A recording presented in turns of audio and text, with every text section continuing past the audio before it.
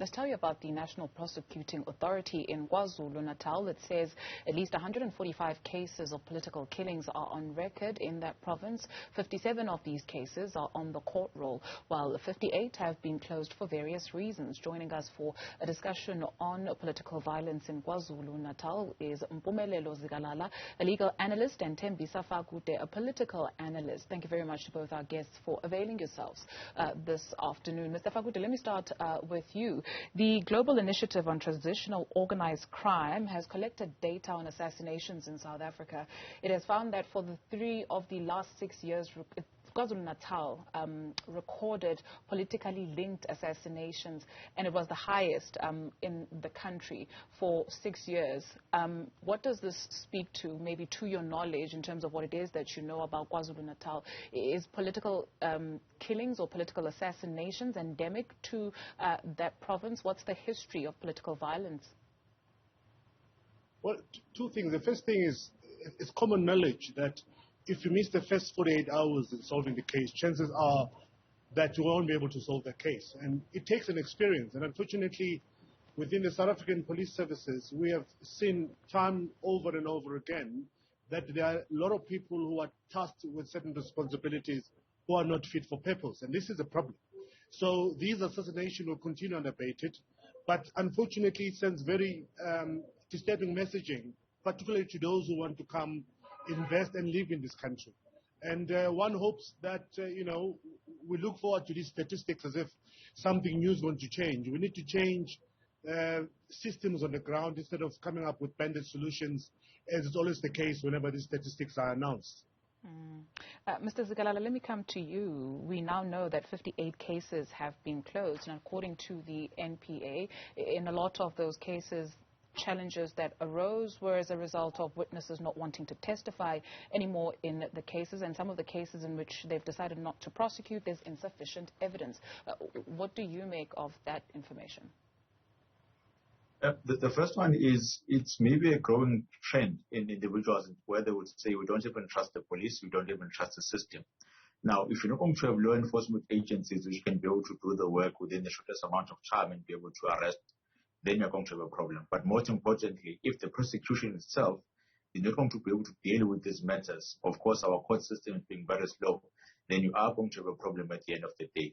The notion being, don't arrest in order to investigate. You must investigate, arrest, and then you can be able to prosecute successfully.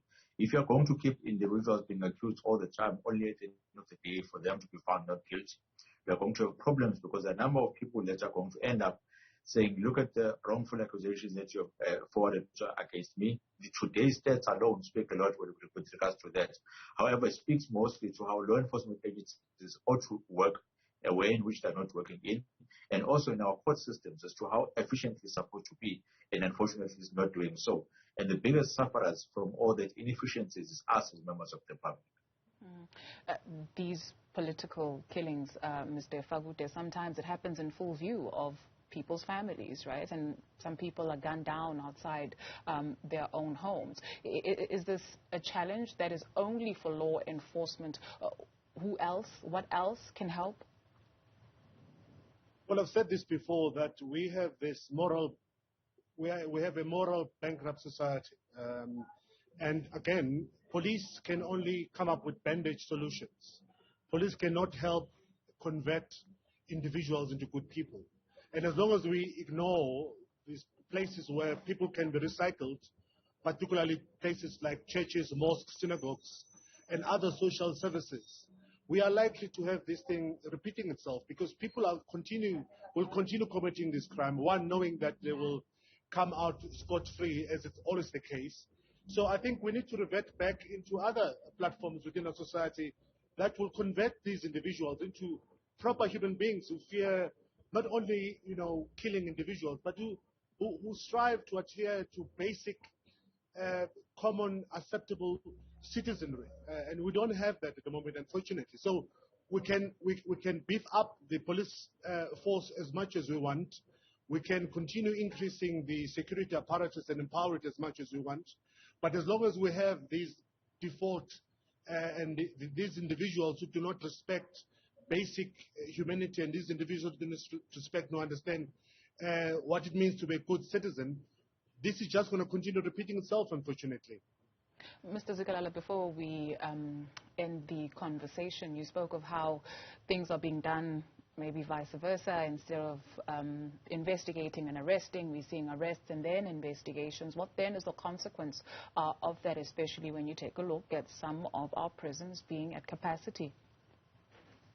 It's the lack of trust, firstly, in the legal justice system, in which people are going to say, we are sometimes going to report this type of matters, but most importantly, the witnesses that could have been important individuals in linking the perpetrators and saying this is the person that orchestrated this particular thing, and then one who are not protected, hence they're not willing to participate in all of this.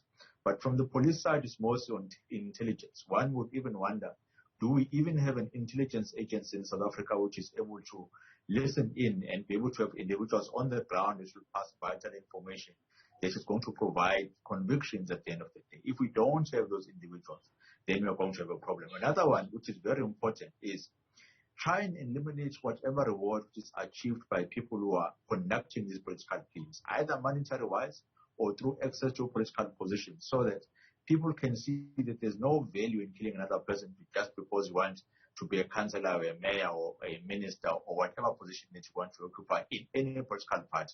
Once you start having those, and maybe lastly, on the correctional services side, yes, we do want to change people's morals at the end of the day in terms of going through that particular system, but there must be an element of punishment somewhere, somehow. It can't be that a person is going to kill, take away a loved one of an individual, then go to prison, have a full meal at the end of the day, have ample access to electricity that we can't have due to load shedding, and be able to live a life which is comfortable while the kids of the person who has been killed are living a life of poverty. There must be an element of punishment here and there. Yes, we are trying to change their morals, but before we do that, let's make sure that they feel the type of hardship that they've caused, and there's some type of punishment or lesson that they're going to learn at the end of the day. If we can't balance the two. I'm so sorry to step in there, but we're tight for time. Very quickly, there's so many commissions and so many bodies that anti-corruption this, anti-corruption that, but it still thrives. So with this situation of political killings, to your knowledge, is there a body that looks at that? If not, should there be? Not at all. In fact, the commissions are assessing things which are incorrect and providing recommendations which don't work. A body which should look at it, it's the minister himself in correctional services in terms of checking how is performance of his particular department, in this case, correctional services. They should say, are the means justifying the ends? Are we getting the objective that you want to get while sending offenders through these correctional services courses that you are sending them in? If the answer to that is no, then you must change it altogether. But if you don't change this thing, again, you're going to have the same results over and over again. And instead of it getting better, it's going to get worse day by day. Thank you very much, gentlemen, for availing yourselves this afternoon. Mpumelelo Zikalala is a legal analyst and Thembisa Fakude is a political analyst.